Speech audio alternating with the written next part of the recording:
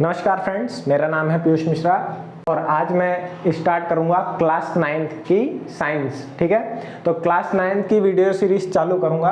अब इसके पहले आपने एक वीडियो देखी होगी, विनय ने अपलोड करी थी, विनय सर ने, वो उसमें आपको एक ब्रीफ टॉक किया था उन्होंने कि क्या होता है मैटर और सराउंडिंग में कैसे होता है। तो मैं आज बस स्टार्ट करूंगा, डायरेक्ट मतलब चैप्टर स्टार्ट करूंगा। ठीक है, तो पहले मैं ये बता देता हूँ मैटर क्या होता है। तो मैटर आपका होता है कि anything in the universe is made up of particles. ठीक है, तो क्या बोलते हैं, यूनिवर्स में हर एक चीज किस चीज से बनी हुई है? पार्टिकल्स से बनी हुई है, जिसको साइंटिस्ट ने क्या नाम दिया आपका? मैटर। तो मैटर इन मतलब अंदर, किसके अंदर? Our surrounding. सराउंडिंग क्या होता है? सराउंडिंग मतलब जो हमको सराउंड करे, मतलब चारों तरफ से जिस चीज ने घेर रखा है। जब अभी जैसे मुझे यहाँ पे किसने घेर रखा है? भूत तो है नहीं यहाँ पे, तो मुझे किस चीज ने? एयर ने घेर रखा है। ठीक है, तो ये भी क्या है? एक मैटर है। ठीक है, क्योंकि एयर के भी पार्टिकल्स होते हैं। अब क्या है, तो मैटर इन आवर सराउंडिंग का मतलब आपको समझ में आ चुका होगा। अब देखिए, पहले क्या था कि हम क्या पढ़ते थे कि जो अपने ऋषि मुनि हुआ करते थे वो क्या पढ़ते थे कि हम 5 तत्वों से बने हैं। कौन कौन से 5 तत्व? शीत, जल, पावक, गगन एंड समीर। ठीक है, तो इन 5 तत्वों से बना हुआ है। लेकिन मॉडर्न साइंस में हम क्या पढ़ते हैं कि 3 स्टेट हैं, सॉलिड, लिक्विड, ठीक है, और एक गैस। अब एक ट्रिपल पॉइंट भी होता है, ठीक है, वो आप 11th में पढ़ोगे, ट्रिपल पॉइंट, जहां पे ये तीनों ही स्टेट एग्जिस्ट करते हैं। वो सॉलिड भी होती है चीज, लिक्विड भी होती है और गैस भी होती है, उसको कहा जाता है ट्रिपल पॉइंट। ठीक है, तो वो आपकी क्लास में है नहीं, वो बेसिकली आपके आगे वाले क्लासेस में आएगी। जस्ट मैंने बता दिया है शेक ऑफ नॉलेज। ठीक है, अब आगे क्या है, स्टार्ट करते हैं हम प्रॉपर चैप्टर को। तो देखिए, मैंने ये लिख रखा है कि 1.1 1.111। ये मेरा लिखने का एम ये है कि आप क्या है कि आप पता लगा सको कि बेसिकली अपनी बुक में देख के कि मैं कौन सा पैराग्राफ पढ़ा रहा हूँ। ठीक है, अब जैसे मैं फिजिकल स्टेट्स ऑफ मैटर की बात करूंगा, तो फिजिकल स्टेट्स ऑफ मैटर के अंदर आपके कौन से पॉइंट है? 1.1.1 एंड 1.1.2। तो यहाँ पे देखिए, यहाँ पे आपका ये कंप्लीट हो जाएगा। तो मैं इस तरह से पढ़ाऊंगा। ठीक है, तो स्टार्ट करते हैं। अब क्या है, matter is made up of particles. अब देखिए, अब मान लीजिए ये चॉकलेट है, ठीक है, तो चॉकलेट, ये डेयरी मिल्क है, डेयरी मिल्क, ठीक है। अब क्या है, क्या ये डेयरी मिल्क एक पूरी डेयरी मिल्क ही है, इसमें और पार्टिकल्स नहीं है? नहीं, इसमें हम जानते हैं क्या डला हुआ है? चॉकलेट। ठीक है, चॉकलेट डला हुआ है, जो कि क्या कंबाइन होकर डेयरी मिल्क बना रहा है। ठीक है, तो चॉकलेट के मतलब क्या है? छोटे छोटे छोटे छोटे छोटे छोटे millions and billions of particles होंगे। ठीक है, मिलियंस ऑफ बिलियंस मतलब लाखों करोड़ों पार्टिकल्स होंगे। ठीक है, जो कि क्या करेंगे, फाइनली इसको एक शेप देंगे, जिसको हम कहते हैं नॉर्मली डेयरी मिल्क की चॉकलेट। ठीक है, या आप 5 स्टार खाओ या कोई सी भी चॉकलेट खाओ, एक फॉर एग्जांपल है। अब मान लीजिए आज के टाइम पे आप लोग पबजी खेलते हो या कुछ भी खेलते हो, गेम खेलते हो, वीडियोस गेम, तो मान लीजिए ये मोबाइल फोन है, तो ये भी क्या है? पार्टिकल से ही बना हुआ है। ऐसा नहीं है कि ये कुछ और है। ठीक है, इसमें भी बहुत सारे पार्टिकल, करोड़ों अरबों पार्टिकल्स कंबाइन होकर क्या बना रहे हैं? ये एक शेप बना रहे हैं, जिसमें आप ये वीडियो इस टाइम पे देख रहे होगे। ठीक है, वो भी पार्टिकल से ही बनी है और वो भी मैटर है। इवन हम और आप भी क्या है? मैटर से ही बने हुए हैं। ठीक है, तो एवरीथिंग इन द यूनिवर्स, जैसे कि मैंने शुरुआत में बोला। अगला क्या है कि ये इस particles, how small are these particles, ठीक है, ऑफ मैटर। तो ये मैटर के पार्टिकल्स कितने छोटे हैं? क्या ये हम इनको ऐसे नाप सकते हैं स्केल लेके? नहीं, ये बहुत ही माइन्यूट होते हैं। ठीक है, मतलब अगर आपने कभी देखा हो, एक्सपोनेंशियल में पढ़ा हो, तो ये माइनस में जाता है, माइनस में 15, माइनस में 8, 10, माइनस में 9, माइनस में 6, तो इस रेंज में ही चलते हैं। माइनस मतलब क्या हो गया? अगर मैं लिख रहा हूं कि 10⁻⁻⁶ है, तो मतलब 1 को मैं 1 1 2 3 4 5 एंड 6, ठीक है, तो मैंने 6 जीरो से डिवाइड किया, ये इतना छोटा होगा।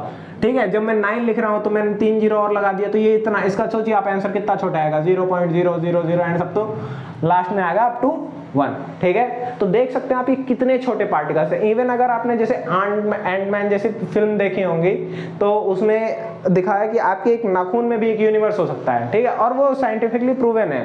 ठीक है, आप आगे चल के, अगर आपको अच्छा लगता है साइंस पढ़ना, तो आप आगे चल के पढ़ोगे क्वांटम फिजिक्स के बारे में, तब आपको देखोगे बहुत मजा आने वाला है। वहां पे आज के आने वाले टाइम क्वांटम फिजिक्स का है। ठीक है, तो वहां पे आप क्या है, एक स्मॉल यूनिवर्स तक जाओगे। ठीक है, तो ये इतने छोटे होते हैं। ठीक है, अभी अगर मैं इस कैप की ही बात करूं, तो इस कैप में नहीं होंगे तो billions and trillions of particles होंगे। ठीक है, जो कि इस कैप को ये शेप दे रहे हैं, ठीक है। तो आगे क्या है, आगे है आपका 1.2। 1.2 आपका क्या कहता है कि कैरेक्टरिस्टिक्स ऑफ पार्टिकल्स। तो बेसिकली पार्टिकल्स के कितने कैरेक्टरिस्टिक्स इसने बताए हुए हैं आपकी बुक में, 3 कैरेक्टरिस्टिक्स, 12.1, 1.2.1, 1.2.2 एंड 1.2.3। तो अब देखिए, particles of matter have space between them.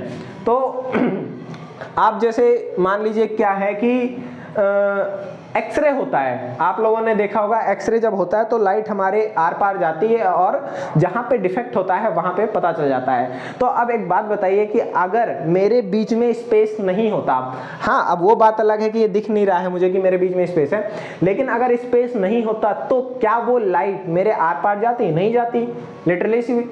आप देख सकते हैं, जैसे मान लीजिए मैं इस रूम में ही हूं, क्या ये लाइट जो आपको बोर्ड पे दिख रही है उस साइड जा रही होगी? नहीं जा रही होगी, ठीक है, लेकिन वो लाइट चली जाती है। तो ऐसा क्यों होता है कि जो आपके बीच में स्पेस होता है छोटा छोटा, वो क्या करता है, वो उसको ओवरकम कर लेता है और पार चला जाता है, ठीक है। तो जैसे मान लीजिए आपका ये है, ठीक है, ये एक बोर्ड है, तो जो इसमें अरेंजमेंट होगा वो इस तरह से होगा, जो आपके पार्टिकल्स होंगे वो ऐसे अरेंज होंगे, ठीक है। तो अब जब ऐसे अरेंज है तो देख रहे हैं ना आप, ये स्पेस क्या पड़ा है? खाली पड़ा हुआ है, ठीक है।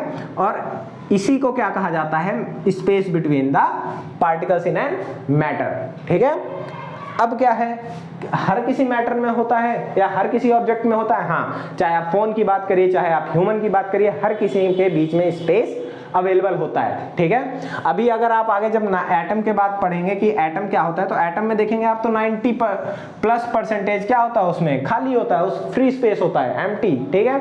जब आपको रुदरफोर्ड मॉडल पढ़ाऊंगा मैं, ठीक है, प्लम पुडिंग मॉडल पढ़ाऊंगा, तो वहां पे दिखाऊंगा मैं कि ये आपका 90% स्पेस एटम के अंदर खाली होता है, ठीक है। अब अगला क्या है, अगला है particle of matter are continuously moving. तो ये क्या कह रहा है कि जो पार्टिकल्स होते हैं मैटर के, वो कंटिन्यूअसली मूविंग होते हैं। देखिए पानी है या गैस है आपका, ठीक है, सॉलिड की बात नहीं करूंगा मैं, ठीक है, सॉलिड की नहीं करेंगे क्योंकि इसमें फिक्स होता है, लेकिन गैस और लिक्विड में मूव करता है पार्टिकल। तो अब देखिए क्या होता है, आप पानी को गिराइए तो क्या पानी वहीं पे गिरा रहेगा? नहीं, वो स्प्रेड करेगा, ठीक है। क्यों स्प्रेड करेगा? क्योंकि वो मूव करेगा, उसके जो पार्टिकल्स हैं वो मूव करेंगे। आप गैस में क्या करिए, आप थोड़ा सा वो लीजिए, डीओ लीजिए और अपने बॉडी पे मारिए, तो क्या आपके जो पड़ोस में खड़ा है उसे नहीं उसे स्मेल फील नहीं होगी वो स्मेल कर पाएगा उस चीज को। क्यों? क्योंकि वो पार्टिकल्स मूव करके उस पर्सन बी के पास पहुंच चुके हैं, ठीक है। तो जो पार्टिकल्स हैं वो मूव करते हैं मैटर में, ठीक है। अब क्या है कि मैटर के पार्टिकल मूव करते हैं, ठीक है, लिक्विड के पार्टिकल मूव करते हैं, ठीक है। तो क्या ऐसे ही मूव कर लेते हैं? आप एक बात बताइए, क्या आप बाइक को बिना पेट्रोल डलाए चला सकते हैं? नहीं। क्यों नहीं चला सकते? क्योंकि उसको चाहिए एनर्जी। हम खाना क्यों खाते हैं? क्योंकि हमें चाहिए एनर्जी। वैसे ही इन पार्टिकल्स को भी मूव करने के लिए क्या चाहिए? एनर्जी। तो एनर्जी कैसी हो? एनर्जी तो आपकी जो एनर्जी होती है वो 2 टाइप की होती है, ठीक है। किस किस टाइप की होती है? पहली आपकी होती है काइनेटिक एनर्जी, ठीक है। तो kinetic energy is the energy which is present by virtue of motion, ठीक है। तो काइनेटिक एनर्जी कौन सी एनर्जी होती है? जो कि मोशन की वजह से होती है, ठीक है। किसी भी ऑब्जेक्ट में मोशन है तो उसमें क्या होगा? आपका काइनेटिक एनर्जी प्रेजेंट होगी, ठीक है। दूसरी एनर्जी होती है आपकी कौन सी? पोटेंशियल एनर्जी, पोटेंशियल एनर्जी, ठीक है। तो पोटेंशियल एनर्जी क्या होता है? बाय वर्च्यू ऑफ पोजीशन की वजह से होती है। अब जैसे मान लीजिए क्या है, इस मार्कर को अभी मैं यहाँ पे रखूं तो ये धरती से थोड़ा सा ऊपर है, ग्राउंड से, तो इसकी पोटेंशियल एनर्जी कुछ है, लेकिन अभी मैं यहाँ पे कर लिया तो इसकी पोटेंशियल एनर्जी कुछ है, ठीक है। तो पोटेंशियल एनर्जी क्या है? हाइट पे डिपेंड करती है। इसका फॉर्मूला होता है mgh, ठीक है। तो m और g तो आपके क्या होते हैं? मास होता है, ग्रेविटी होता है, और h होता है आपका हाइट, ठीक है। तो हाइट पे डिपेंड करती है। वही काइनेटिक एनर्जी आपकी किस पे डिपेंड करती है? Half mv²। इसका फॉर्मूला होता है, v का मतलब होता है वेलोसिटी। वेलोसिटी का मतलब आप समझ लीजिए अभी स्पीड, ठीक है। तो काइनेटिक एनर्जी किस पे डिपेंड करती है? स्पीड पे। और आपकी पोटेंशियल एनर्जी किस पे डिपेंड करती है? हाइट पे, ठीक है। तो इस वजह से, इस काइनेटिक एनर्जी की वजह से इनमें क्या आता है? मोशन आता है, ठीक है। आगे क्या है आपका? Particles of matter attract each other. तो देखिए पार्टिकल्स क्या करते हैं मैटर के? एक दूसरे को अट्रैक्ट करते हैं। कैसे अट्रैक्ट करते हैं? तो सबसे अच्छा एग्जांपल तो मैं देना चाहूँगा मैग्नेट का, ठीक है। तो मैग्नेट आपने देखा होगा वो एक दूसरे को अट्रैक्ट करता है, ठीक है। क्योंकि वो मैं एग्जांपल इसलिए दे रहा हूँ क्योंकि वो विजिबल होता है कि भाई अट्रैक्ट और रिपेल कर रहा है। लेकिन जो पार्टिकल्स होते हैं छोटे छोटे, अब आप सोचिए कि ये पेन है या मार्कर है, तो ये मार्कर अपनी शेप क्यों बना पा रहा है, या ऐसा क्यों नहीं है कि ये फैल जा रहा है या ये टूट टूट के गिर जा रहा है। ऐसा इसलिए हो रहा है क्योंकि मान लीजिए ये मेरा मार्कर है, ठीक है, जिसमें मैं अभी बोर्ड पे लिख रहा हूँ। तो इसके जो पार्टिकल्स हैं इसने अपने आप को टाइटली क्या कर रखा है, होल्ड कर रखा है, ठीक है। ये देखिए टाइटली क्या कर रखा है, ऐसे होल्ड कर रखा है। तो अभी आप बोलोगे कि सर आपने अभी बताया कि इसके बीच में स्पेस होता है, तो फिर स्पेस कहाँ है। ये देखिए ये जो खाली जगह है यही आपकी स्पेस है, ठीक है। वहां पे मैंने थोड़ा मतलब बड़ा बड़ा बनाया था, यहाँ छोटा छोटा बना दिया, तो इस वजह से आपको दिख रहा है, ठीक है। तो यही स्पेस है वो, जिस स्पेस की मैं बात यहाँ पे कर रहा था, ठीक है। तो यहाँ पे आपका क्या हो गया कि जो पार्टिकल है वो एक दूसरे को टाइटली होल्ड करके रखते हैं। आप वाटर में भी देखिए ये प्रॉपर्टी सबसे ज्यादा, देखिए ग्रेजुअली प्रॉपर्टीज इंक्रीज होती हैं और ग्रेजुअली डिक्रीज होती हैं। जैसे ये प्रॉपर्टी सबसे ज्यादा होती है सॉलिड में, ठीक है, फिर आती है लिक्विड में, देन गैस में, ठीक है। लेकिन जब मूवमेंट की बात आएगी तो ये उल्टा हो जाएगा, गैस सबसे ज्यादा मूव करेगी, फिर लिक्विड एंड देन सॉलिड, ठीक है। अब सॉलिड भी मूव करता है, ठीक है। सॉलिड कैसे मूव करता है, अब आप कहोगे कि सर आप क्या ही बात कर रहे हो। सॉलिड का मूव करने का सबसे अच्छा एग्जांपल है आपका ग्लास, ठीक है। अब कौन सा ग्लास, पानी का ग्लास नहीं, जो आपके ग्लास लगे होते हैं किस पे, विंडो पे, ठीक है। तो आप देखोगे जैसे पुरानी हवेली टाइप की रहती है, उनमें जो ग्लास लगे रहते हैं वो ऊपर से क्या होते हैं, थिन हो जाते हैं और नीचे से थिक हो जाते हैं। क्यों, क्योंकि कंटिन्यूअसली उन पर सनलाइट पड़ती रहती है, तो जो यहाँ का पोर्शन होता है वो क्या मेल्ट होके इस नीचे वाले रीजन को थिक बना देता है, ठीक है, और इसको थिन बना देता है, ठीक है। तो इस वजह से देखो सॉलिड भी फ्लो करता है, ठीक है। लेकिन क्या है कि अब सॉलिड इतना ज्यादा करता नहीं है, विजुअल बहुत कम ही देख पाते हैं हम इसको, ठीक है, क्योंकि बहुत ही कम ही ऐसा होगा कि भाई कोई घर 50 साल के लिए बंद रहे, ठीक है। लेकिन हाँ लिक्विड और गैस का आप देख सकते हो।